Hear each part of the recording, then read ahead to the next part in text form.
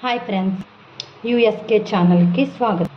ఈరోజు నేను చేయబోయేది బెండకాయ ఎండ్రయ్యల కర్రీ. ఉక్కుడు పెట్టుకుని ఆయిల్ వేసుకోవాలి. మెంతులు, జీలకర్ర, కరివేపాకు, వేడి నీళ్ళు వేసి నానబెట్టి కడుక్కున్న ఎండు రొయ్యలు. రొయ్యలు బాగా వేగాక రెండు ఉల్లిపాయ ముక్కలు, 2 పచ్చిమిరపకాయ ముక్కలు, పసుపు, కళ్ళుప్పు. ఉల్లిపాయ ముక్కలు వేగిపోయినాయి. ఇప్పుడు బెండకాయ ముక్కలు,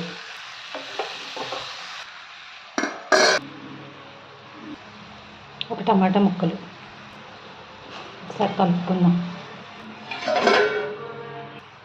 బెండకాయలు బాగా ఉడికిపోయాయి. ఇప్పుడు సరిపడా కారం వేసుకుని పచ్చివాసన పోయిన తర్వాత కొద్దిగా వాటర్.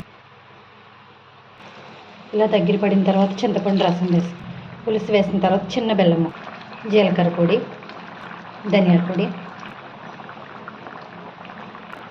ఎండ్రేలు బెండకాయ పులుసు రెడీ. కొంచెం కొత్తిమీర వేసుకుని గ్యాస్ ఆఫ్ చేస్తాం.